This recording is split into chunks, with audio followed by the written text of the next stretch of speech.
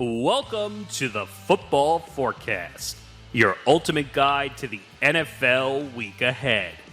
Get ready as we dive deep into the biggest matchups, analyze key player performances, and break down the strategies that could make or break your favorite team's chances. Whether you're looking to dominate your fantasy league, make smart picks and bets, or simply stay ahead of the game, we've got you covered with insights and predictions. So buckle up, football fans. It's time to get your game face on for another action-packed week in the NFL. While only one team can hoist the trophy at the end, it all starts with the forecast.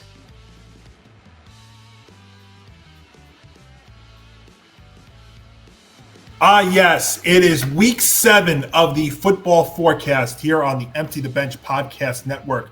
Make sure to check us out across all of our social media at TFB Forecast ETB on Facebook, Twitter, Instagram, and of course TikTok. On the video side, check us out on our YouTube channel, youtube.com/ETB Network, where we are over the 1,000 subscriber marker, over the 1,030 mark subscriber and growing. You can also check out all of our shows that are on there. You can check out our playback streams that are simulcast to YouTube. And if you can't watch us on the video side, make sure to check us out on the audio side by listening to the Football Forecast wherever you get your favorite podcasts. And the Football Forecast and the Empty the Bench Podcast Network is presented by Playback. Stay tuned later on in the episode for a word about Playback, as we will be having a lot of Playback streams upcoming. And our odds that we'll be using here for the Football Forecast are presented by Novig. All right, sports fans, Novig is flipping the betting game on its head. It's America's #1 sports prediction market, available in 35 states, including California, Texas, Florida, and New York. On Novig, you're 10 times more likely to win that with a traditional sports book because you're not betting against the house. You're playing against real users. It's the only free exchange where you keep 100% of your winnings. Download the app today. Sign up with promo code ETB Network, ETB NETWORK, and you'll score 1,000 Novig coins plus $5 in Novig cash. Plus spend $5 and get $50 in bonus coins or bonus plays. Must be 21 years or older to play. Gamble responsibly. Have a gambling problem? Call 1-800-GAMBLER. All right, and I haven't put any plays on Novig as of right now for week 7 because I'll be honest with you guys, I think this is a very difficult week to try and handicap, and we'll do the best that we can for you here.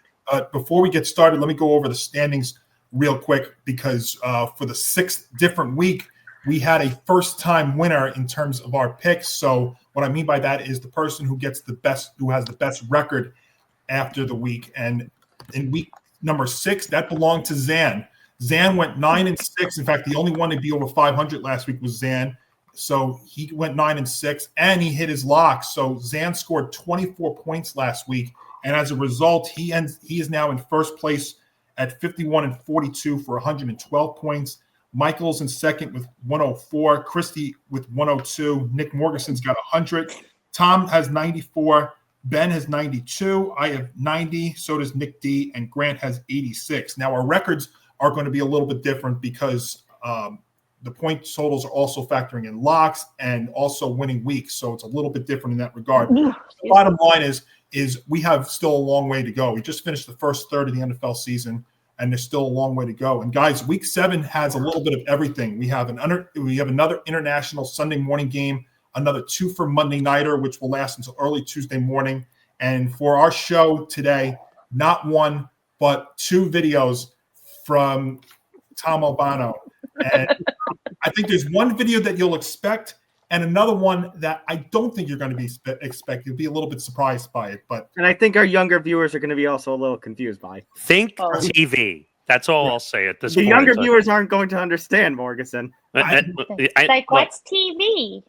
I think our viewers will understand one of them if they've been watching this show for the 4 years. I will say, by the way, Johnny, yes, we're a third of the way through. And just to add to the teasing of today and the odds, I don't know what a good football team is anymore after the first third of the season. Weird. Go ask the Ravens and the Bills what a good football team is. Yeah. I will tell you real quick about the Thursday night game real quick, which, by the way, I believe was the 3rd straight week that the underdog won on Thursday Night Football. The two biggest winners of that were obviously the Bengals, who won the game, and the Baltimore Ravens, because now all of a sudden they're back in this conversation, and they'll come back next Thursday for Week 8. But you guys all ready to do this thing? Let's go. Yeah. All right, and let's rock and roll here for Week 7 in the National Football League. And Nick, we'll start with you one more time in London. We go to Wembley Stadium and start with Rich Eisen, Kurt Warner, and Sarah Walsh on the NFL Network, as we have the 4-2 Rams taking on the 4-2 Jaguars, and we've got the Rams laying 2.5 and the over/under at 44.5. I'm just going to stay away from over-unders in London games because I've been burned at least 2 times now doing it.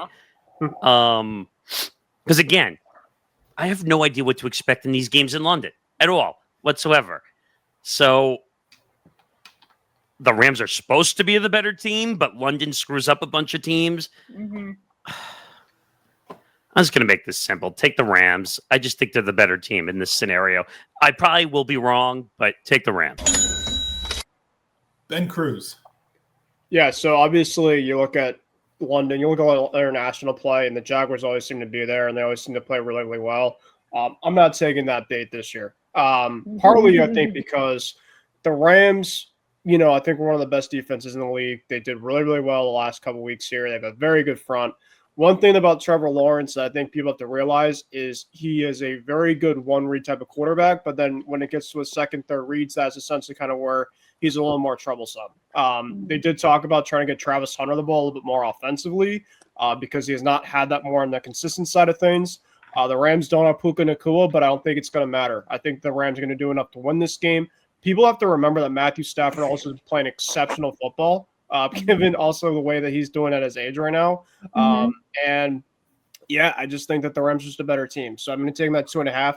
Do you guys also see really quickly, by the way, what the Rams' plan was after their game in Baltimore? They decided to stay on the East Coast and essentially kind of have that way instead of traveling all the way back across the West Coast throughout the week. So I think that also favors them as well, too, is that they decided to kind of keep their same game plan, and they're not deciding to move across for practice time. So I think that encompasses my pick even better. Right. Yeah. That's why Sean McVay is one of the best coaches in the league, and they were practicing, I believe, at Camden Yards this week, right? Ooh. Yeah. And yes, he feels, I think, around, Yeah, very smart play there by McVay. Christy? I mean, I think Puka Nacua's injury is going to play a factor in this. How much? I don't think it's going to play that big of a factor. So I'm going to go Rams -2.5. Zan? Yeah, this might shock a few people, and I understand that the Jaguars played really well in London, but I'm willing to take a huge risk, even with Puka Nacua, even with some question marks there on both sides of the ball for the Rams. Not only do I like the Rams, I'm starting this week out with the bang. I like the Rams, and the Rams are also my lock of the week. Oh my God. With a bang. I like it. All right. Well, I'll tell you what. We're looking right now, at least when you look at these records, at potentially one of the best international games, and I think it has the potential to shine. That's as long as neither team looks like it did last week. Now, the Rams have the better matchups to put together a better performance, but the Jaguars have the international experience, and they're 13. Actually, they're outnumbered 13-3 in terms of the international games over the Rams since 2013. The Rams have surrendered the third fewest yards. They've allowed the third fewest points per game. But when I look at this, I think the Puka Nacua injury is actually a big deal because I think it does hamper what the Rams ultimately want to do. But I think what that ends up leading towards is more of a running attack from the Rams side. Like Kyron Williams, I think will be involved more. And but against the Jaguars know how to stop the run. But when I look at all of that, and the Jaguars defense, I know it had a little bit of a blip last week. That's still a big thing. And international games are always a wild card in all this. Nick didn't want to do it. I will do it. And this is the kind of week that I'm going to have this week. I'm going to take the under 44.5 I play. I mean, it's not shocking. Not a bad pick, no. Your best offensive player is out. I mean, makes sense. I'm not saying your it's best illogical. offensive player is out. And if we're talking about the London games, I mean, we're coming off of a week where we had a 13-11. Oh, don't get me started, please. No. Now, so I will take the under. And Tom, you brought this up before we recorded today. after the news that Nakua was ruled out on Friday, no line movement and no total movement in this game. I can't believe that. That's honestly insane. Crazy. And you know what, though? I think the international game was why there was no movement, because it is always that wild card. So what do you have to wrap us up in this first game? Well, you mentioned Nick DiMartino, and I will pull the Nick DiMartino and take the road less traveled. I am going to take the Jaguars plus 2.5. I think the international experience, as you mentioned, Johnny, is going to play a factor. And I think, Johnny, I completely agree with you. I think the Puka Nacua injury is a major deal. Now, yes, they have Devontae Adams. Yes, they have Kyron Williams. But, and I am somebody who, for the first month or so of the NFL season, I said Jaguars team are just an absolute fluke. No, they have proven that they are legit this season so far. And I think they are going to give the Rams some problems. I think the Jaguars defense, this is going to be a complete defensive battle. And I think they're going to be able to stop the run. They're going to double team on Devontae. They are going to give some issues, and the Jaguars will use their international experience and their and the Rams' little cracks on their offensive end to pull off the victory. All right. So yeah, as of now, you are taking a different road. Our guys that are not here, we don't have Nick D's picks, but we'll get them online once he gives them to us. Grant and Michael both did take the Rams as well. They're in London in game 1. Both locks. No, they didn't. They didn't lock the first game. Not that. No. First Oh, game. I'm Not looking at that the wrong one. game. I'm Oh, looking at the wrong game. But that's all right. All right, so we'll find out. One. We'll see what happens there in London.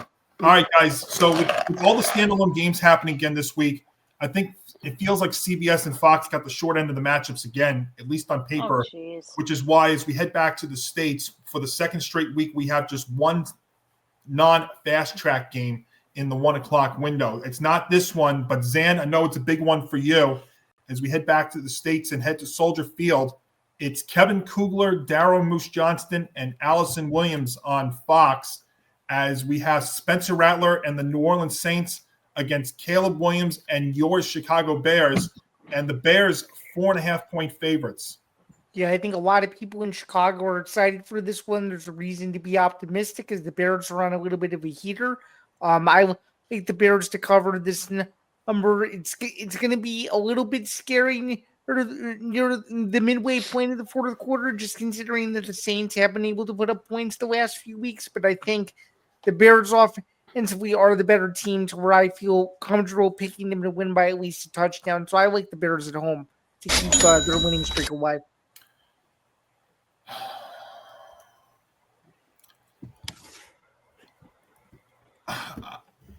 Man. But I am very much aware that I could be completely wrong, and this is a game where the Bears let a lot of people down too. So, and Zan, they're coming off 2 1-point wins, and their run defense is not any good.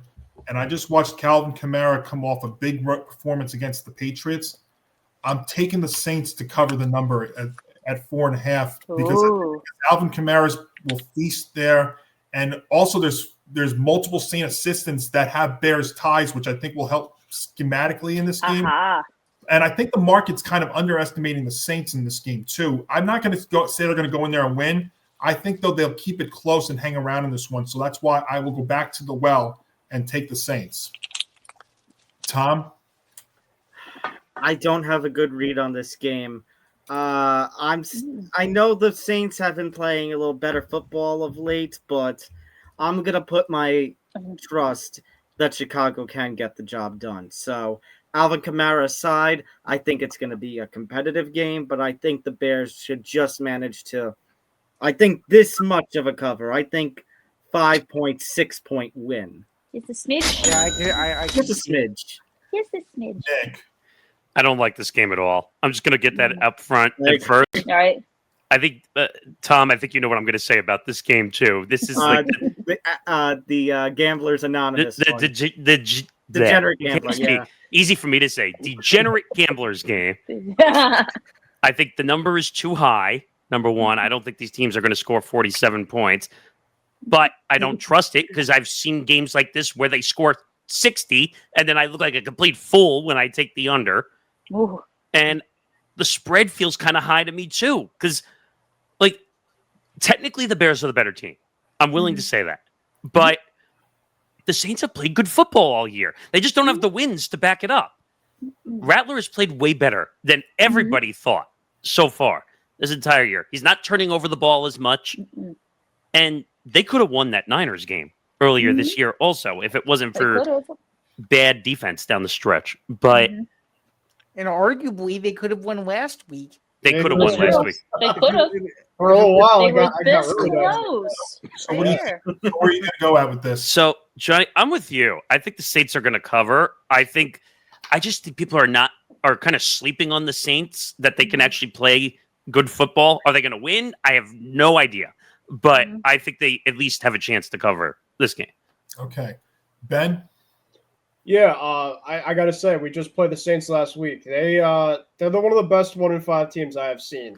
They definitely gave us a run for their money. I'm not going to lie. I will say that the Saints, the way that they play their offense, it's very like quick passing. It's not like over the top, but they basically kind of do what they got to do. And the other thing to keep in mind too, I don't think you guys kind of realize, is the trade deadline's coming up in a couple weeks, and I think there's a couple of guys on that Saints team, guys like Chris Olave and Rashid, that essentially want to make some impressions in the last couple of weeks before that. So obviously, I think that is a big thing for the Saints type of team to kind of show what they're made about. And like you guys have mentioned, the only time the Saints really got blown out was that Seahawks game, and that was like the third week of the season. Now, granted, though, the Bears have two guys that playing that are going to be massively, and why I'm going to have them to cover. DJ Moore is back, and Swift obviously is healthy. So I think the Bears are going to cover, but I don't think it's going to be a blowout either. I think it's going to be probably between like a 7 to 10 point type of game. But I have the Bears to cover this one. And Christy? I don't like anything about this game. I don't like the spread. I don't like the over-under. I hate everything about it. But I'm not going to underestimate the Saints because they can play good football. Are they going to win? Who knows? But I'm going to take Bears. They're going to cover. Okay. Can we have a stay away alert, please? Because I think this is a stay away game. You know what, Johnny? Note for next year. Right here and go, We need a stay away. New rule for next Stay year. away. One stay away game next year Yeah. for every I wasn't week. saying there's a rule like Yes. that. No, I like that. put that in the back of the head, like the ABS All right. system challenge in baseball. We're gonna have a challenge system. Okay, I don't want I'm this just game. telling. I'm just telling the dear viewers, I don't want them to waste their Are money. you sure though? Are you sure you want it to be this game? Because I think there's more where that came from. And real quick, by the way, for the magic of recording, Nick D did give us his picks. So in the first game, in the London game, he actually is joining Tom and taking the Jaguars. And in this game, he is taking the Bears. And maybe not much of a surprise here, but the other Bears fans, Grant and Michael, are both locking the Bears. Of course. Big surprise. And speaking of, shout out to Grant, and who's going to be there in person. It's his first ever NFL game. I'm super happy for him. It should be. Just to note though, locks have hit just 31% of the time for us so far this season. Well, Johnny, Bears by us- 4. hold on. For us, it's been 0%. So Zero. At least No I've wonder why got Grant picked the lock, because he's going to be there. No wonder. Bears by 4. There you How's go. that? I'm the New York Jets. I am literally the New York Jets of picking locks right now. Yes, you are. May I never forget the Titans coming back in the fourth quarter, the one game they did. Yeah, that music in the background, by the way, is Scott Van Pelt's Bad Beat. Yes. Okay. All right. So before we get to our next game, which could also be a stay away game, we actually have our first of 2 videos this week. Tom, as the master behind all this, Oh boy. set it up. For those of you who are of younger age, you will probably not know some of these classic TV shows. Now, granted, I think this TV show that I'm referencing in this video happened years after I was born anyway. That being said, this is just like the Ravens one a couple weeks back. This is a little bit of a different video. We have a first-time teamer in the video first. Oh. Well, I'm just going to say one thing. You're talking about the 1980s. I just looked it up. Oh, Mhm. Well, 80s I'll live culture through is it. still amazing. Guys, it is. So that being said, let's take it away. And I want you to pay close attention to what's being said in the background. And if you've been following the NFL NFL media of late, you'll know where that audio comes from. Nick, do the right. honors. Yes.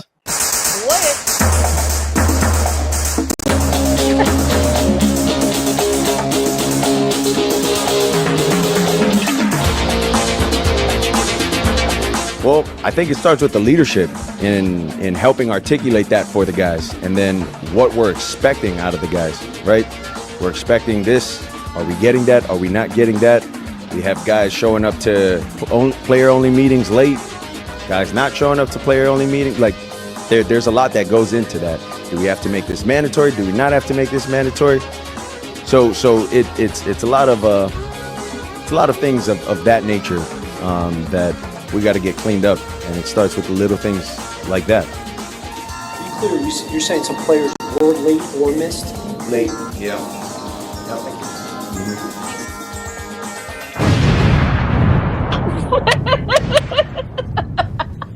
I think this show- team needs yes. the team with how much they have fallen need their own show, and I think Right. Miami Vices is a I was gonna say fantastic name for it. For any of you people way younger than if those of you out there don't know, that is Miami Vice, by the That way. is Miami Vice. Yes. Yes, I played the crap out of that soundtrack. It was that epic. I wasn't Speaking of kidding. crap. Well, I wasn't kidding. The show I used to produce, we had a segment that we used Miami Vice music. Oh, So that's not a joke. And for the record, for those who don't know what that is, that was Tua Tagovailoa after the Dolphins lost last week, who basically admitted that the culture that's going on in the Miami locker room is, in a way, not so damn good. And all the failure. Players, thank you for understanding what I was referencing. Yes. yes. Players missing meetings, and of course, when we're talking about leadership comment, who's at the center point of attention right now? A lot of hate, a lot of heat in Miami. Coach McDaniel. Yes. Well, we got a battle of 1 and 5 teams as we go. I was going to say, speaking of crap, by the way. Yeah, fairway games. All right, let's go real quick on this one. In the first lefty on lefty quarterback matchup since 2006, Christy, a Spiro, Adam, and Aditi special on CBS. Tua Tagovailoa and the Dolphins, and Dylan Gabriel and the Browns. And it is the Browns who are laying 2.5. And look at that total, 35.5. Wow. Oh God. Well, this should be considered another stay away game. I don't like anything about it. I don't like it. It's just both teams are pathetic. But I'm gonna go Browns. Browns are gonna cover, even though I hate this game. I hate it. Zan. Absolutely hate it. Yeah, I don't like anything about this game either. Keeping it really simple. I don't care what the final score is. I don't even care who wins the game. As long as it goes under 35.5, I'll be just give me the under. It makes sense. The only thing that makes a 1 and 5, a battle of 1 and 5 teams better is one that's going to be impacted by rain and high winds. Monsoon. God. And that means Monsoon. I'll take the under. The Tom? weather. Hold on 1 second, because actually I need to find a little sound effect here. Oh no. Where is it? Uh-oh. What do we got? No. The toilet? Oh, there you go. Yeah. I thought you were gonna do like something like this. Well, no. I think the one you were actually looking for was this. Oh, brother, this guy stinks! Brother, this game does stink. But you know what? The Dolphins stink right now. And if there's one thing that is going right about any of these teams, I guess it's the Cleveland defense. So you know what? Because I rarely ever get the chance to say this, Don't do give it. me the Browns. Oh my God. Oh, I think you were going to say something else. Okay. No.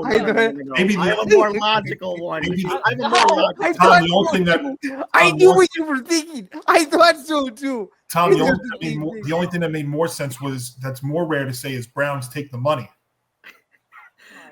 I've never said Browns take the money until now. Extremely rare. Oh. Okay. Nick, Yeah, this game's horrible. There's gonna be a monsoon going on. 50 to 60 mile an hour winds.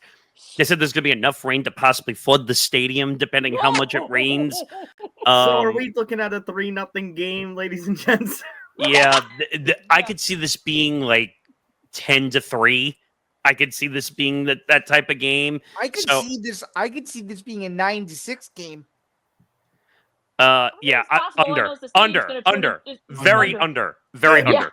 The only thing I can say about this game is it turns into a slip and slide here. Everyone's going to be sliding all real over quick, the what do place. you have? Yeah, this is going to be one of the easiest unders, maybe of the whole entire season. Kind of impacted by the weather. Both teams stink. People are going to have to pay me to try to go to a game like this. Yeah, Right. Yeah, give me the under. All right. So our other three guys, they're actually all over the place. Grant is taking the under. Nick D is going to roll with the Dolphins. And Michael, who's not allowed to take unders, is taking the over. So He's not allowed to take the under. That might be a disaster. If you're watching this, what the find hell out. are you doing? I mean, the numbers actually dropped. The unders dropped 4 points in the last few days. So that's maybe what he's going to roll on. All right, now let's go to our next fast track game. And it's very rare that we've got Jim Nance, Tony Romo, and Tracy Wolfson on a fast track game, but that's what we got. Is they'll be on CBS. We've got the Las Vegas Raiders against the Kansas City Chiefs at GEHA Field at Arrowhead Stadium. This is the only spread. Another terrible game. This is the only spread that is over a touchdown. That is actually over one possession, I should say, more than one possession. The Chiefs a 12.5-point favorite, and I'm going to go first. And so let's see here. I have missed the lock taking a low favorite. I have missed the lock taking it under. I missed the lock taking it over. What the hell? Lock of the week. I'm taking the Chiefs. Oh wow, I wasn't paying attention. Okay. And I'll say real quick because I think the Chiefs' offense is. It's fair to say that the Chiefs' offense is back. They've scored almost 90 points in the last 3 games, and now you get Rashid Rice back. And not only is it the Chiefs' offense, but their defense, which held the high-power Lions to just 17 points last week, and they face the Raiders team who's only topped 20 points twice. I mean, unless Pete Carroll can repeat Christmas 2023 or Black Friday 2024, I see KC going off in a big way here. I'm going to take the Chiefs in lock of the week. Tom? See, Johnny, this is as much as I know the Chiefs are on a roll, as much as I know the Raiders stink, it is divisional play. And this is where I start to get concerned. And you bring up the history. Let me read some recent scores from these two teams. Last season, KC won at home on Black Friday, 19-17. The game before that, KC won on the road, only 27-20. Christmas of 2023, as you mentioned, the big upset happened. Thanksgiving of 2023, 31-17. That was only 14 points, barely with this. I'll take that. And in 2022, we had Kansas City winning at home by just a point. My point is, the Raiders somehow always manage to play the Chiefs close. Oh, I shouldn't say always, but almost always. Yes, I know maybe 2 different teams from some of those previous ones, but I think this, considering the divisional play and the history, I think this line is a little too big for me. The Chiefs are going to win. Don't get me wrong. Right. But I think the history plus Rashid Rice, will he look good? Will he not look good? Will he be a little rusty? I'm going to take Raiders plus 12.5. I think the Chiefs win. I think the Chiefs win. I don't think it's by 13. I think we're only looking at maybe a 9 or 10-point victory. Very fair. Nick? I went back and forth because, again, don't love the large spread of this game. Right. And the Chiefs-Raiders, as we've seen over the last couple of years, have had some battles on the field, which you wouldn't think the Raiders would be able to play at the Chiefs level. But for some reason, I don't know, they give the Chiefs fits. But originally I had the Chiefs. But I think I'm actually going to change that. Ooh. I'm actually going to take the over. Ooh. Because I think these, again, Michael says this all the time, and I should believe him because he gets most of these picks correctly, is divisional matchups always seem to be over in the point total. And we've seen it all year. And we just saw it last night on Thursday Night Football. Right, we just saw it last night. So I think this is going to be an over. I'm going to take the score out of the equation, and just make the points happen. So I'm going to take the over. Okay. Ben? Yeah, I mean, you guys have been making great points. I can definitely understand, obviously, Johnny's point and Tom's point, but I'm looking at it this way. Geno Smith has only played the Chiefs in once, and that was his time with Seattle. Another thing to keep in mind is Brock Bowers is still injured. Geno Smith is one of the most injury-prone turnover quarterbacks. Jacoby Myers is questionable. And the Raiders, I feel like their defense is worse than it has been the last couple of years. Their secondary stinks. The Chiefs are getting Rashee Rice back. Hollywood Brown looks like he's going to be rocking and rolling. But my concern is with the Chiefs is they're coming off of a massive high against the Lions from last week. And with this 12.5-point spread, I was considering the Chiefs to cover here, but I think that the Raiders are going to come to show and play. And I'm going to go with Tom here. I'm going to go with the Raiders at 12.5. I don't think they're obviously going to win, but I think it's going to be like a 10-point type of game. So I'm going to go with the Raiders here at plus 12.5. You think they're kind of looking past the Raiders? I don't know. It feels kind of like a trap game-ish type. So I feel like they're going to let their guard down a little bit, but I still think they're going to win enough where it's like it's comfortable, but it's like close enough. Then the score makes it out to me. Very fair. Christy? Well, I could factor in Rashee Rice coming back. He's definitely going to help in terms of the target for Patrick Mahomes that he hasn't had for a while. So I think KC's just hopefully they continue to hit on all cylinders. So I'm taking the Chiefs. Big shocker. Lock of the week. Oh. Right. And maybe you can bring me some luck, Christy. I'm due. Zan, real quick, what do you have? Yeah, I like the Chiefs, but it definitely seems like a scary number. And if it was a couple of points more, I would be tempted to take the other side. But I think the Chiefs at home, they're playing a lot better, as you alluded to in your rebuttal. The offense still looked a lot better. They're scoring a lot of points, and I don't know. I just don't really trust this Raiders team. They haven't really shown me a lot, and they just don't really know how to finish games all that well.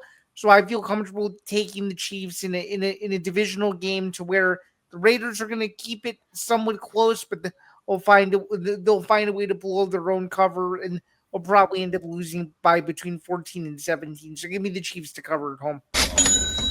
Okay, and real quick, Grant and Nick D also are taking the Chiefs. And Michael is going to join Nick Morganson and take the over there at GHA Field at Arrowhead Stadium. All right, Tom, arguably the best game of the early window.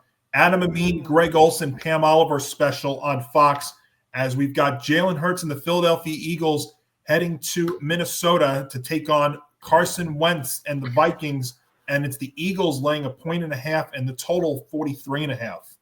Wow, a little Carson Wentz return game. Revenge game. It's going to be a little interesting. Yes. The problem with calling this a revenge game. Yes, on one hand, you got the Vikings who are coming off of their bye, so they're going to be well rested.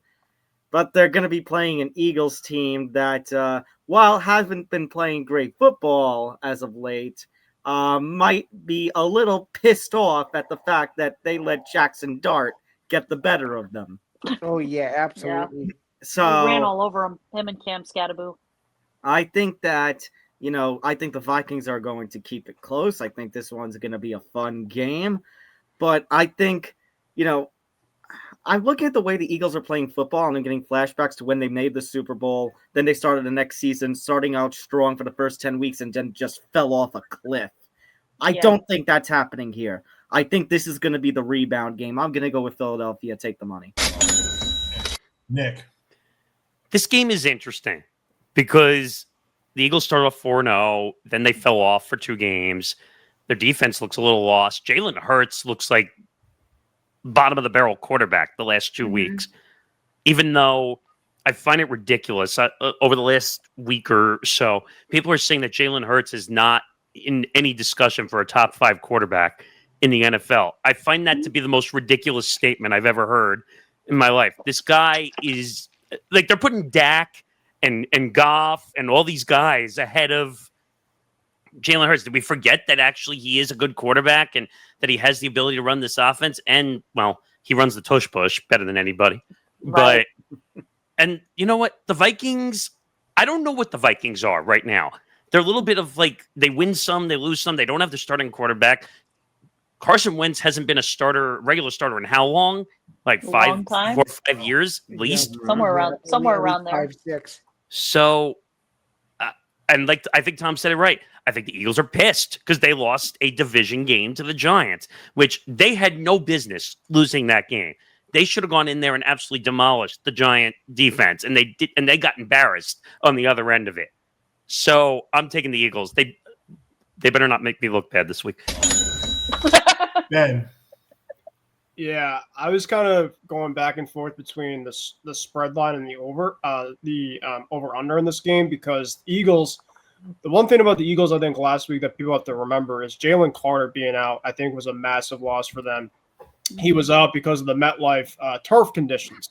Essentially, that was one of the reasons why he was out in that game, which of course I can understand. But I mean, granted, Quinyon Mitchell also left the game, which was a massive loss too in their secondary, and Cooper DeJean also was almost hurt as well too. So I think, granted, of course, too, the Eagles didn't miss a lot on their defense, but I will say this: the Eagles cannot lose this game. They've had 2 straight losses, and I feel like with the rep on the receiving core right now with Smith and AJ Brown, they have to get those guys involved. It can't be all tush pushing and the Eagles offense. They got to find other ways to score points like they were early on the season. And Carson Wentz, I think there's some familiarity too with the Eagles front on Wentz. So Eagles, don't let me down here. I'll take the money, but I feel great about it.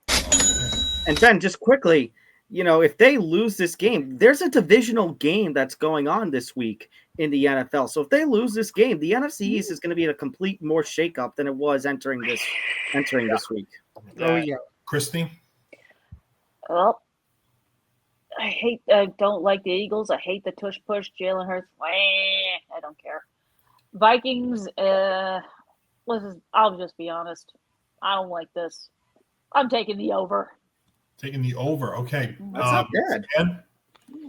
Yeah, I like the Eagles this week, but I'm very, very hesitant just considering that that's going to be a very, very, very tough environment in Minnesota. Those indoor games always get really, really interesting. But again, as all of us have alluded to, this is a can't afford to lose game for the Eagles. So you know what? Given the Eagles, they have their backs against the wall. I'm taking them Eagles -1.5 on the road. Yeah, guys, I think this is the toughest game to pick either straight up against the spread or even taking a total here.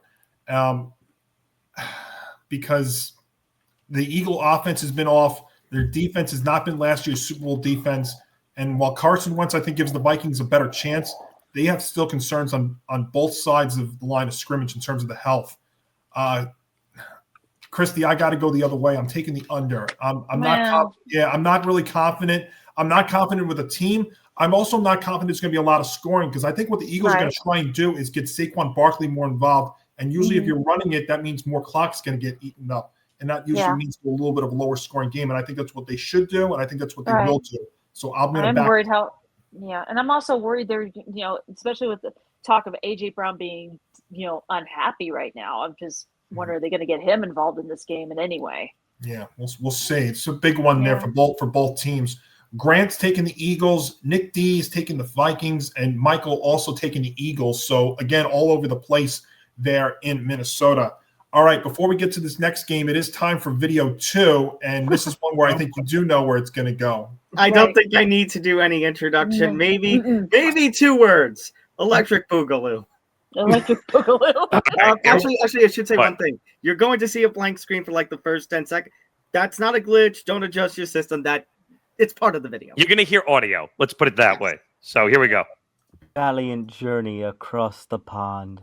The New York Jets brought America's game. But they left America's talent behind. God save our hopeless Jacks. No wins or highlights yet. God help the Jets. Flats fall on every play. Blown coverage all damn day.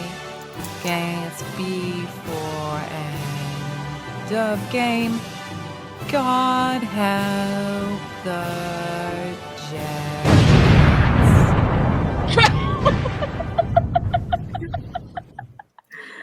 I mean, again. You're a third of the way to the imperfect season.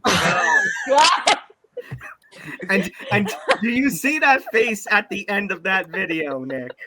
That is the face of your team at this point. They're like, put us out of our misery now. Well, let's see what they do here as we go to MetLife Stadium. Our fast track team. Let's get this game out of the real quick, guys, and just make a quick pick on this one. Nick, we'll give you a rare home Fox game. Actually, you've had quite a few Fox games this year. As we head over to MetLife Stadium, it's Chris Myers, Mark Schlereth, and Sarah Kustok. As we've got the 3-3 Panthers and Bryce Young, a 1.5-point favorite against Justin Fields and your Jets. Right now? Nick is going back to the MetLife well, but it's failed him 5 times. All right. Yeah, that's all I have to say about that. So you're locking the Jets, right? No. Justin Fields is an embarrassment. Throw him in the field and leave him there. Oh, real original stuff there. Ben? Yes. Wow, he made it known. What do you have real quick? One thing to keep in mind, the Panthers are 0-3. They're due for a win on the road. However, I'm actually not going for the spread here. I'm taking the under. I don't trust either team right now, so I'm going to be safe. Go with the under. Christy? I'm in the same position as Ben. Don't trust either team. Taking the under. Zan? I like the over. I think for whatever reason, this game is going to be crazy. So give me the over. The worst game on paper, it actually ended up being a top 4 most entertaining game of the week. So I'm going against all you guys. Oh God! Yeah, Ben, actually, Sam, you what made do a you great got? Comedy shows. What does Ben, it mean? you made a great point. I don't trust either team, and I don't trust either team's defense. I'm also taking the over. Let's go. Tom? The Panthers are ass, in Cam Ward's own words. Truer words never spoken in this situation. The Jets are more ass. Oh God! This game is just ass. So what's your pick? Panthers. All right, he's taking the Panthers, so you can Oh wow! take the money. Yes, we're on the same page. Yes! All right, and Grant and Michael will also take the Panthers, and Nick D is rolling with the Jets there at MetLife. God. All right, next Why? fast track. We got to go quick on this one. Ben, Andrew Catalan, Charles Davis, Jason McCourty, AJ Ross on CBS. It is Drake May at Mike Vrabel and your New England Patriots laying 6.5, heading to Nissan Stadium against the Tennessee Titans. Speaking of Drake May, man, generational. He's been awesome recently. You can't thank it enough. We're back in first place, which is crazy right now. We're riding high. Calvin Ridley's out for the Titans. The Titans' offensive line stinks. You know what? Lock of the week. That's not surprising. All right, Christy. Like Cam Ward said, Titans are ass, so I'm going Patriots at He negative did 6.5. He did say that. Zan. Patriots, easy. The first thing people think of when an interim coach debuts is the interim coach bump. Not the case, though. If you look at the numbers and you also factor in the Mike Vrabel revenge game, he's definitely going to want it. And the Patriots are also 3-0 on the road this year, and that spread is under a touchdown. Big deal. I'm back in the Pats. Tom? Everything Johnny said, Ben promoting Drake May, and then some. Now, Ben, I hate doing this on the day we're recording this, where it's 21 years ago, when the Big Poppy home run happened. I rarely will ever do this for a Boston team. Soak this in. I am joining you, Pats. Yes! Oh, my God. Let's go! Wow. Oh, right. boy. Well, we're going to have a big swing here somewhere because while Grant and Michael both take the Pats, Nick D is going to take the Titans. Hold on a minute, Johnny. And Nick. I know. I didn't go to the next game yet. I was just telling their points, and then I'm going to Nick. Okay, got it. Change it up. Got it. Oh, great. This is one game just from a gambler's perspective, since we do talk about that and Novik lines. This is one I would actually bump up the spread number actually on this game. I would bump this to like a 10 and try to make your odds higher on this game, this is one game I would actually look at it because all the factors tell you. Obviously, Cam Ward saying his team is ass, obviously, but interim coach, bad. This team is all out of sync. Patriots win by 2 touchdowns. They were I getting think. called by the Raiders. The Raiders stink. So that's basically all you got to say. Yeah, but I would bump this up to like a 10 if you're looking to bet on this game. All right. So Nick D is going to be a lone wolf there at Nissan Stadium. All right. This game was on pace to become not a fast track, but we're not there yet. Tom, we'll go to you. A Kevin Harlan, Trent Green, and Melon Collins special on CBS. It's Jackson Dart and our Giants against Bo Nix and the Denver Broncos. And back from London at Empower Field in Mile High, the Broncos laying over a touchdown. Honestly, this is a fun game. I know you said that there's a reason that this isn't a fast track just yet because the Giants are still, in that building state. But I really think I'm going to enjoy this game. I am concerned how the Giants are going to look up against a tough defense like the Broncos, but I think they're going to be riding a nice high when it comes to the way that they're going to play. And no, I'm not saying that because Denver is involved. I didn't mean to. Oh, jeez. You know what? I am concerned about the defense. And I mean, Bo Nix, I've sung his praises all season. I think this is going to be enjoyable. You know what? I think we're going to have an entertaining game. Over. Okay. Nick. Actually, you beat me to that, Tom. I was going to say that too. I have this game as over too. I think offense is going to be on display in this game. Actually, Scadaboo's been amazing so far, and even the last couple games alone, just running that ball. No one can seem to stop him as of late. I think the Broncos have to play way better than they did last week, I would hope. So I think you sneeze and accidentally get to 41 points in this game. So, over. Okay. Ben? So I was thinking about this. I mean, the Giants, granted, have been really good underdog for most of it. But I think that this is one of the toughest defense that they're going against, and they're going to a really hostile environment, tough environment. This is, I think, the biggest test for Jackson Dart so far. And I think the Broncos are a better home team.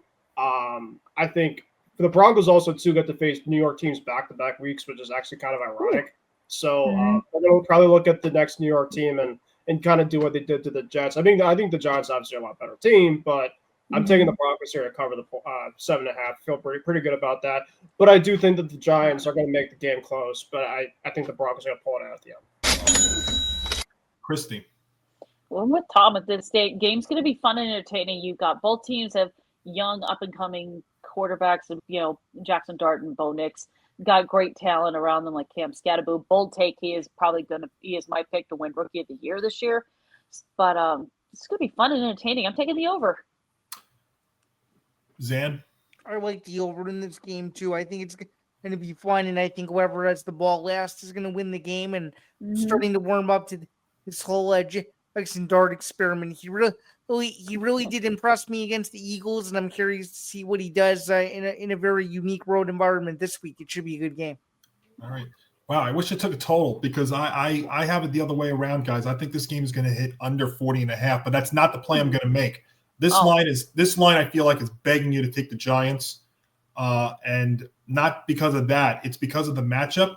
I'm backing Denver, and I'm going to lay the 7.5. And it's a little nervous to do that, but this is not a good matchup for us because the Broncos. If the Broncos play like they played against the Jets last week, then Denver's going to win this game by 2 scores at least because they lead the league in sacks, they lead the league in quarterback hits and pressure rate, and against a rookie quarterback, Jackson Dart struggles under pressure. And I think this is a recipe for a rookie wreckage. I think what's going to end up happening is Bo Nix is going to have the ball a lot, and that's going to force the Giant defense, which I think some parts of the Giants defense will struggle with Bo. I think some of the offensive line will neutralize the defense, but not that entire offensive line. So I think it's going to be a bit of a reality check here. I'm going to back the Broncos. And our other guys, Grant is taking the Broncos. Michael's taking the over, and Nick D is going to have the Giants covering the 7.5. there at Empower Field at Mile High. All right, we'll get off the fast track train for this next game, and let's go to let's go to Ben. Ben, Iron Eagle, J.J. Watt, Evan Washburn special on CBS as we have the 5-1 Indianapolis Colts taking on the 4-2 Los Angeles Chargers at SoFi Stadium, and it's the Chargers a 1.5 favorite and the over/under 48.5. Yeah, this is gonna be a hell of a game. Both quarterbacks obviously playing really well. I mean, the Chargers are though coming off of a really they had to grind it out against Miami. Their defense is kind of getting carved up recently, the last couple weeks. But you know what? I'm not taking the spread line here. I'm going to take the over. I think there's going to be a ton of points scored in this game. I think it's going to be a good one. If I had to pick a team, I'd be leaning towards the Colts. But I mean, the Chargers obviously coming off of that high. Lads obviously playing well. So I mean, it could really be kind of a crapshoot. So that's why I'm going to take the over. Christy.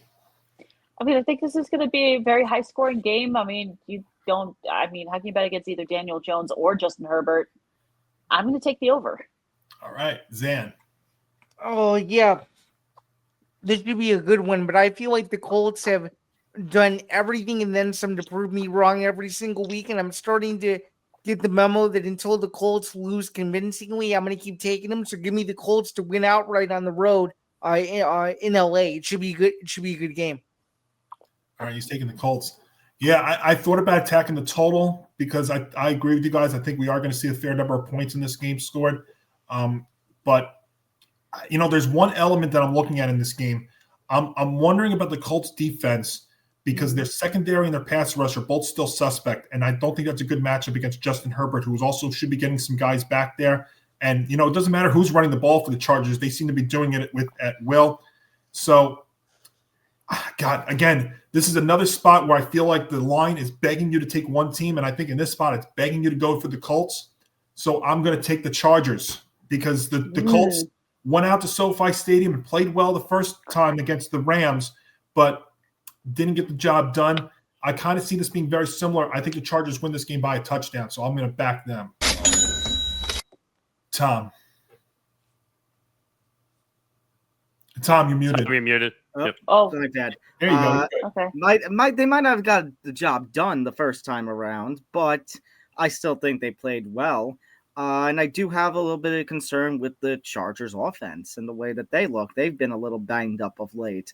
Meanwhile, Daniel Jones just continues to be, let's face it, he's probably going to be an all-pro. He's probably going to end up in the Pro Bowl somehow this season. NFL Comeback Player of the Year.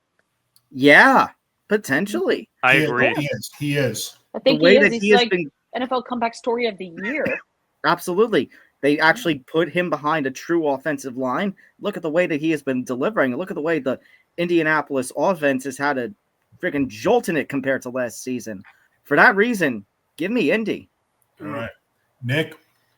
So I said it last week, and I'm sticking to it. I'm not picking the Chargers for a while just because I don't like the way they're playing right now. They're not scoring. They should have a 3-game losing streak right now, the way they played against the Dolphins. That if it wasn't for the dysfunction of the Dolphins, they wouldn't have won the game. 100% right. Still got the job done. Still won though down there. They got through it. I get it, but it's not because of Justin Herbert. He didn't really do much to help them in that game. So I like the Colts. Daniel Jones has made a resurgence since he's come to the Colts. It is all mostly because of the offensive line, but I think he's just having a good year in general, throwing the ball. And I just think they're genuinely a good team. So I'm with you. With you there. It also helps to have a all-star running back that can do a lot of things. Now, he had Saquon in New York. Don't get me wrong. He had Saquon in New York, but he didn't have the offensive line. He didn't have the offensive line, but JT is an incredible running back that has come through for him in spades. Give me the Colts. Unfortunately for the Chargers, their young running back who was looking great is now injured. Correct. Hampton, yeah. But I like the Colts. And also they have I think Christy was talking about rookies of the year. I think they've got the rookie of the year there in Tyler Warren. Somebody to keep an eye on there. It definitely will be one of the more entertaining games. Our other guys are, let's see, Grant is also going to take the over court, and we're all over the place here. Grant's got the over. Nick D is joining me with the Chargers, and Michael taking the Colts there at SoFi Stadium. All right, we'll go back to the fast track for this next game, guys. It's Kenny Albert, Jonathan Vilma, and Jen Hale on Fox, as we've got Jordan Love and the Green Bay Packers, a 6.5-point favorite against the Arizona Cardinals. Boy, I got to tell you, if I really had the money to do this, this is not going to be my play, but this is one that I would tell the Packers, be careful. I think this is the game the Cardinals could absolutely go in there and win, but I'm not touching that. This number, and maybe I'm going to fall into a trap in saying this number looks very, very low for this game. I am taking the over because the Packers have scored 27 plus of 4 of their 5 games. The Cardinals had a great offensive showing last week, albeit with their backup quarterback. But I think there will be a fair number of points scored. All I'm asking both teams to do is get into the 20s, and the Cardinals have lost 4 straight games by a combined 9 points. So I think that's definitely in the works. I'm going to take the over as my official play. Tom? I'm going to go with the Packers on this one. I think the Packers are playing very well. The Cardinals had that one loss to the Titans. Obviously, Kyler Murray was out last week. I just don't know what to think of Arizona at this point. So this is a game of uncertainty. I don't have a good read on it, but I'll take the money anyway. Nick? Yeah, I don't trust the Cardinals after that game against the Titans either. That game really turned the tide for me. I'm trusting them whatsoever. There's a lot of chemistry issues going on. Jonathan Gannon got fined for getting physical with his running back on the sideline. Yikes. Yeah. Which I don't think that fine didn't come from the NFL, by the way. I think that came from the Cardinals, if I'm not mistaken. But there's turmoil going on in Arizona right now. And Kyler Murray, I'm just going to put this out there, overrated quarterback. My opinion. Overrated quarterback. Do we know if he's starting officially on Sunday? He is. But he is? Okay. I was about to say, thought he was not. In my opinion, not a franchise quarterback, overrated quarterback. I think the Cardinals should go in a different direction and get away from him. My opinion, my hot take for this week, Packers take the money. You've been consistent in that, so it's not anything new. Ben? So you were mentioning, Johnny, about how the Cardinals have been keeping teams close, and this feels like kind of a backdoor cover type of game. I'm not biting the bait, though, in this one. I just think that the way that this offense for the Cardinals, it's very up and down. I honestly thought that Jacoby Brissett looked fairly comparable last week compared to what Kyler Murray's been doing. Kyler just feels like he just runs the ball way too much on his own. The loss of James Conner, too, I think has been a massive killer for them. They really haven't had a lot of running back production after Conner was injured. And, yeah, I mean, I just think that the Packers are just a much better team. You know, you can't go in a track meet with a team like Green Bay. And their defense, too, their front, I think it's just going to cause a lot on that front for the Arizona Cardinals. So I'm going to take the Packers here to take the 6.5. This was actually one of my other considerations. Actually, was my lock of the week. But Christy, before I go to you real quick, so Kyler Murray officially questionable, and Marvin Harrison Jr., who left that game in the second half last week, wasn't concussion protocol. He was a full participant in practice, so he appears good on Friday. So he appears good to go on Sunday as well. So what do you have real quick? Well, I mean, considering, the Cardinals, they're, sorry, can't word their ass. But and I think Green Bay's defense is going to be pretty disruptive against that Arizona offense. So, yeah, Michael Parsons, I think, is going to get involved in that one. So I'm going to take Packers, take the money. Zan. I like the Packers, too. This was one of my considerations for the lock of the week, but it seems like Arizona always plays Green Bay really tough, and I think that that's going to be the case here, but I think the Packers will be able to squeak one out in terms of the spread. So give me the Packers by at least 7. That Conner injury killed this team, man. It did. Yeah, I know. I had him in fantasy, too. Same. By the way, the other 3 guys actually kind of agree with where I was going at, because Grant and Michael both took the over, and Nick D is going to take the Cardinals to cover the number there, at least, if not even going money line there in Arizona. Christy, Kevin Burkhardt, Tom Brady, Aaron Andrews, and Tom Rinaldi special on Fox in this big NFC East showdown at AT&T Stadium. Jaden Daniels and the Commanders against Dak Prescott and the Dallas Cowboys. And this line flipped on Friday, and now it's the Cowboys who are a 1.5 favorite. And look at that total, 54.5. How about them Cowboys? I know Nick would be like, well, I don't like the over-under. Doesn't like the over-under. I don't like it either, but these are two teams that have been going at each other since the 1960s, so it seems about right to me. This was my consideration for lock of the week, but then I was like, no, I don't feel too good about it, but I am going to take the Cowboys at -1.5. How about them Cowboys? Zan? I like the Commanders on the road. This is speaking from a Bears fan, and I gotta tip a cap to my fellow ETB Sports co-host over here. The Bears were very lucky to get out of Landover, Maryland with a win, and I'm sure the Commanders are going to be pissed off going into this week. It's a rivalry game. It's an NFC East game. Give me the Commanders to cover the number in Dallas. Okay. Yeah. You know, the Cowboy defense is so bad.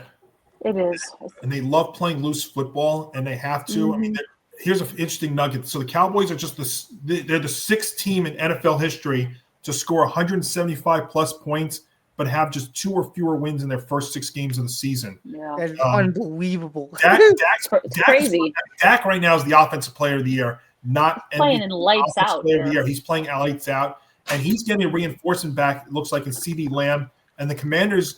It's going in the other direction. Terry McLaurin out again, and also looking kind of questionable for Deebo Samuel there.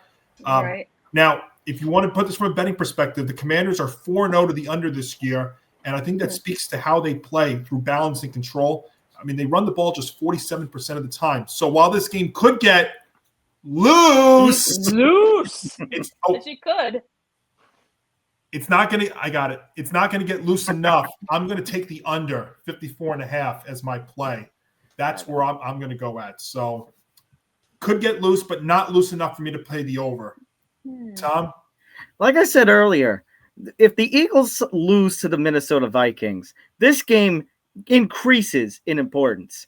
If during this same time frame the Giants lose to the Broncos, this game gets even more important considering how close the NFC East is at the moment. But as far as the game goes, look, I know the Cowboys defense sucks like hell. I know this is CD's first game back in a little bit, and I mentioned the rustiness when it came to Rashee Rice, but it's CD Lamb, one of the best players in the NFL.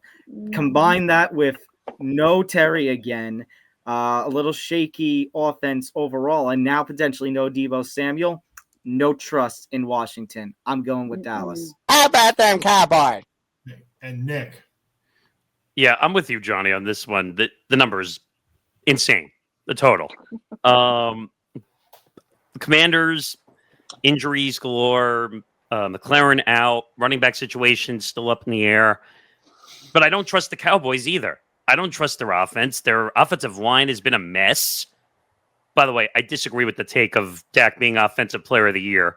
I just don't see where that take is coming from. I don't think he's done enough to be Offensive Player of the Year.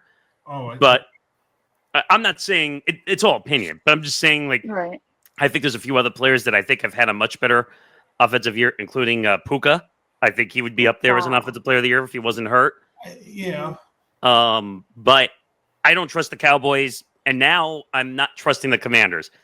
I think both offenses are going to have trouble scoring, so give me the under. Nick, let me just counter real quick. If you look at Dak's numbers this year and the way he's playing, he reminds me a lot of what Joe Burrow did last year. Yeah, I could see that a little bit. That's why I'm saying I think Offensive Player of the Year. Now, Joe obviously didn't win Offensive Player of the Year. It's because Saquon had an unreal year last year, and it's still possible. I just think that's where I think it's going at. Offensive Player of the Year has nothing to do with a team's record. No, I know that. That's why I think it's going to be him. I think you could throw JT up there and be an Offensive Player of the Year. I think he's had an incredible year too. Yeah. So far, first third of the year, a lot can change, but that's where I'm going at this year. Yeah. Ben. So I think that both teams specifically are going through it right now. One thing that both teams have that was the reason why I'm picking this is both of their pass defenses are putrid.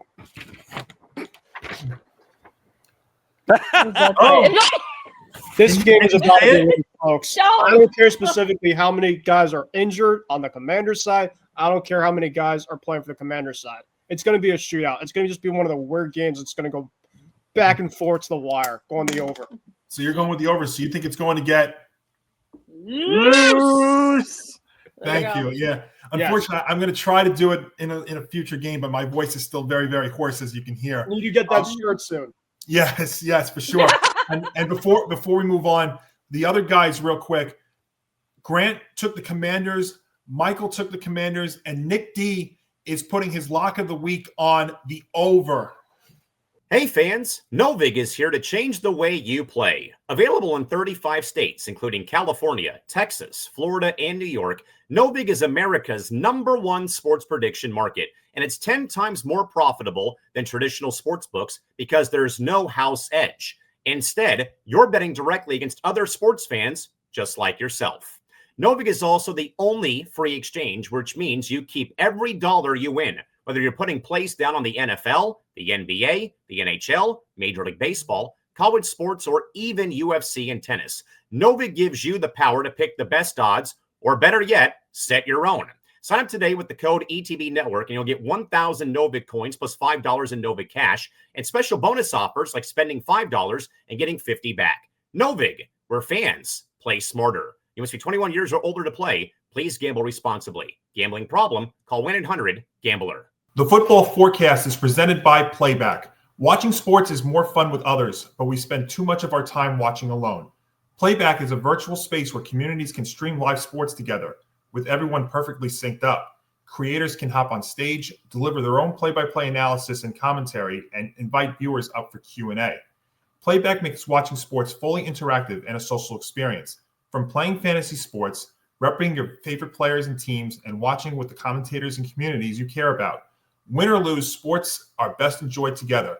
Join our community by going to playback.tv/ETB Network to find out more, including our live stream schedule. And now back to the show. Now time for Primetime Picks presented by Playback. And we know how much you love these Primetime Picks. So once again, we'll give you 3 here this week. Let's start, Zan, on Sunday Night Football on NBC with Mike Tirico, Chris Collinsworth, and Melissa Stark as Bijan Robinson, Michael Penix Jr., and the Falcons head to Levi's Stadium against the San Francisco 49ers. The Niners 2.5-point favorites. This should be a wild game. I was thinking of taking the over, but just something tells me that the 49ers, when they're basically on all cylinders, when they're playing on all cylinders, rather, they're a very difficult team to beat. I really like where this number's at, and if the game was in Atlanta, I'd go the other way. I really like the 49ers -2.5, so give me the Niners, take the money. So I got to tell you, the Niners, I mean, they no matter which quarterback suits up, no matter how many injuries they have, they play hard. Their coaching staff has done a phenomenal job this year, and they're playing at home against an opponent that's going to be traveling from the other side of the country on short rest. But that all being said, I did this last week. I'm going back to it again. I'm back in the Falcons because I think the problem with all that for the Niners is that Bijan Robinson, who's playing like one of the top players in the league, Nick, I think you said it. He could also be up there right now for Offensive Player of the Year. He's having an unbelievable year. I knew that in fantasy last week. I think the Niners are going to have a tough time slowing him down with an under-equipped run defense. Michael Penix Jr. is building momentum. And the problem also, they may not be able to generate enough pressure because they haven't been able to do so since Nick Bosa went out. And the Fred Warner injury is going to be a huge blow for the Niners. I would imagine if they're still in it, that they're going to be somebody that's going to be making a move for somebody like a Hendrickson or somebody as well. But that being said, even if I get a 1 or 2 point win from the Niners side, I'm going to win this too. I'm going to take the Falcons there at Levi. What about you, Tom? Yeah, I was going to bring up the Fred Warner injury before you did. And that's the thing. Like, I feel like the 49ers should start to make their tunnel walkouts to Zombie by the Cranberries because they are zombies. No matter what, they just continue to keep going forward. But the Fred Warner injury could definitely change some things. The Falcons have been a team that I just can't trust. I have had no luck with. And I just can never figure out why they can't get over the hump of all the talent that they have. But the offense has been performing well. Bijan's doing amazing. Drake London's doing well. I think the 49ers win, but I think the Falcons cover. I think the 49ers only win by I think it's going to be a 1 point game. Wow. Right. The Bears And Commanders. Falcons plus the 2.5. What'd you say, Ben? The Bears Commanders game, right? Wasn't that a 1-point game? Yeah. 25-24. Yeah. Oh, man, now I can't get that song out of my head. Great song by the It is. And I have a cover band. I have a band that plays down here in South Carolina that I think does a remarkable job playing that song. And that's what's through my head right now. Shout out to my friends at City Lights. Nick Morganson, what do you have? Well, the Niners, I don't trust them with an iron fist. Like I don't trust them at all right now. Do we know who's starting? Is it Brock or is it Mac? Mac is Mac. Okay, Mac that Jones. bothers me. He can't escape the pocket. I know he's been having some success, but he's getting sacked. He doesn't throw the ball away. That's a problem. They've had a lot of injuries. I know they're winning games, but by the way, Bijan Robinson should be considered for more than offensive player there. He should be considered for some MVP votes the way that he's going. Awesome. There we go. Aha. I know it's a quarterback's award, but can we just stop giving him a quarter? He's having an incredible year. I think he's got close to 900 yards of scrimmage so far, at least. Like, he's breaking records the way he's going. Penix is finally figuring it out. He's not airing it out, throwing interceptions all over the place like he was beginning of the year. I like the Falcons. I think the Falcons are the better team right now. I would take this outright if I had the choice. I would take Falcons over the Niners. All right. So he's going to take the Falcons. Ben. Yeah, that's what I'm doing. I'm taking the Falcons outright. I think, I love Mac, of course, him being my former quarterback. But there's two things to this game, which I think is very worrisome if you're a 49er fan. So the Falcons, what they did to Josh Allen, their pressure, they blitzed, I believe, about 45% of the time. And their win against the Bills last week, they're going to use a very similar formula, I feel like, going on the road to a place like San Francisco, and they're going to get after Mac Jones. Mac can't escape the pocket. He's been proven that. He's going to have to get the ball quick like crazy. He's probably not going to be able to throw it out and air it out like crazy, like he wants to. And the Fred Warner injury is absolutely massive. Bijan Robinson's one of the best running backs when it comes to yards after attack, contact. And guys, we haven't talked about this. Remember the last couple of years we've been on this show. The Falcons actually use Kyle Pitts now. And it's actually a crazy concept. It took them on enough, but they actually have somebody that knows how to use Kyle Pitts. So I'm taking the Falcons here. I really was impressed the way that they played last game.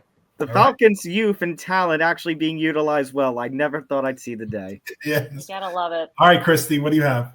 I've got, the Fred Warner injury is big for the Niners, so I think Bijan Robinson's just going to run all over that Niners defense. So I'm going Falcons plus 2.5. All right. Grant and Nick D also are going to take the Niners, and Michael taking the Falcons there at Levi's Stadium. All right, our first of two Monday Night Football games this week. Let's go to Nick. A Joe Buck, Troy Aikman, Lisa Salters, Laura Rutledge special on ESPN and ABC, as we've got Baker Mayfield and the Tampa Bay Buccaneers. Speaking of MVP candidates, we've got Baker against Jared Goff and the Lions. Lions laying 5.5 at Ford Field, and the over-under 53.5. All right, Johnny, get that banner up, because I'm actually doing something I don't normally do here. All right, I'm going to put it up as long as you can say it. Loose! Yes. Over. Okay. I think this is going to be an offensive explosion. I think Baker is having an incredible season. I think there's possible MVP for Baker this year, the way that he's playing. The Lions are going to score, which we already know. They have plenty of weapons. But the Bucs have been on a scoring streak, and Baker's going to run for first down, so he's going to keep more offensive possessions. That, what was it, a 13 or 14-yard run that he made in the last game? Incredible. This guy has been unbelievable. Over. Ben? You know what, Nick? I'm rocking with Nick, to be honest here. I wasn't thinking about it at first, but the Lions, granted, their offense has been great, but they've had some problems in their coverages. And you know what? People are talking about the injuries that the Bucs have at the receiving core. I'm taking that away right now with the way that Baker Mayfield's playing right now. He's getting to guys like Tess Johnson, another guy with the last name Johnson. They're getting Mike Evans back. It doesn't really matter who's right out there right now for the Bucs. But I'm taking away from the spread line. I'm going the over. All right, Christy? Well, I think this game's going to get crazy. It's going to get insane. And the big one is it's going to get loose. Over. All right. Over. Zan. I like the over too. I just feel like this game is a scoring explosion, and I think Baker Mayfield is going to play really well. I wish I had two options on this game, because if I did have a second option, I would take the Buccaneers to cover, but I'll go more conservative and say that the over, I think, has. That to me sounds like Zan should play a parlay on Novig. We'll see. Right? I'll figure it out. Yeah, you got time to do that. There's a few reasons why I'm absolutely taking the over in this game. Not only is this game going to get loose, but I think the Lions are going to be very angry after only putting up 17 last week against the Chiefs. And Ben, you're absolutely right. Baker, I think, is going to score points.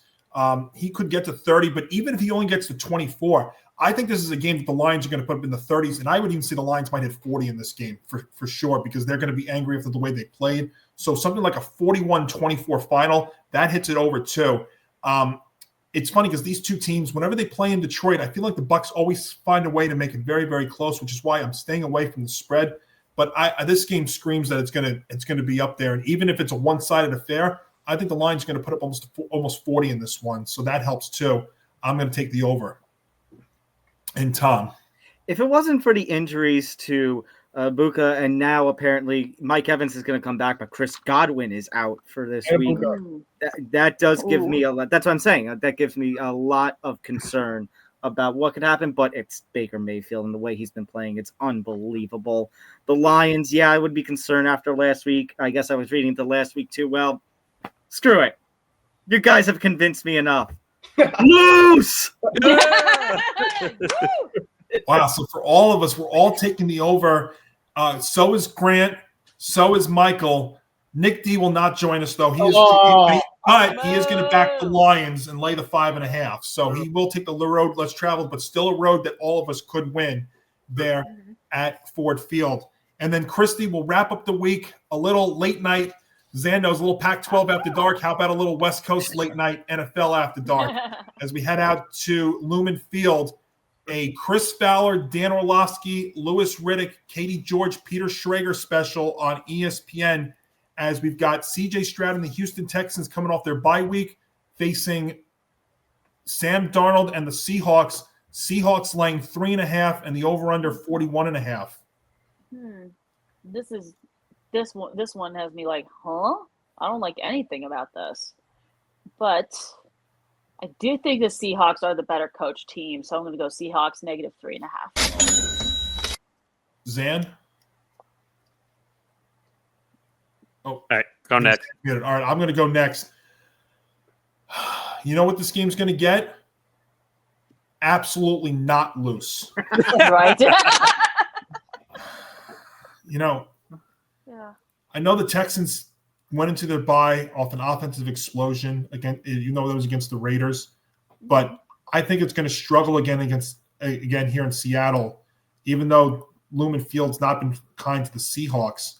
But the Seahawks play well defensively. The Texans defense, I think a great matchup to watch here is Derek Stingley going up against Jackson Smith and Jigba, who has been unbelievable there for the Seahawks.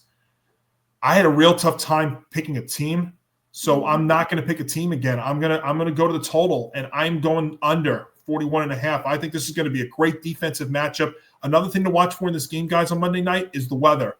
So it looks like Seattle's already had a couple of days of rainy weather, and there might be more rain in this forecast here for this game on Monday night, which also will dampen, no pun intended, things there. See, I got to tell you, if I was to pick a team, I actually would go towards the Texans. I really would. But I'm not confident in doing that, so I'm more confident in the under, and that's why I will take that. Tom? I hate the traditional Monday Night Football doubleheader, man. It's fun. terrible. It's a rough one. On that note, Johnny, to where you were going, I just can't trust the Texans. This team has really taken a step back from the last year or so. And Seattle, you guys know I've been big on Seattle. They always just seem to find a way. Sam Darnold, I think, has been doing very well in his role as the quarterback of this team. So I'm going to roll with the home team. Playing in the 12th man is going to be hard enough. Give me Seattle, take the money. Zan? I like Seattle. I just feel like the home field advantage is going to be enough. Okay. Nick? Yeah, I like Seattle too. I just think they're a healthier team. I just think Sam Darnold looks better. Just give me the money. And Ben? I have the Mariners going to the American League Championship Series, so there's going to be a celebration with the Seahawks following them up, and they're going to get a win. So right. it's the weekend of Seattle. Yeah, I was going to say a super Seattle weekend there. Yes. Since they play right next to each other too, and that's how we'll wrap up weeks. Well, I'll tell you before we wrap it up. The other three guys, Grant, Nick D, and Michael, are also taking the Seahawks. So I'm going to take a different avenue. And if I was to make a team, I actually would go the road less traveled and back to Texans. But my official play would be under, and that's how we'll wrap up week 7 already here of the football forecast. So, of course, a couple of reminders before we get out of here. Make sure to check us out on social media at the TFB Forecast ETB, where you'll be able to get our London pick, our primetime picks, and anything special, maybe those videos along the way as well in case you missed them.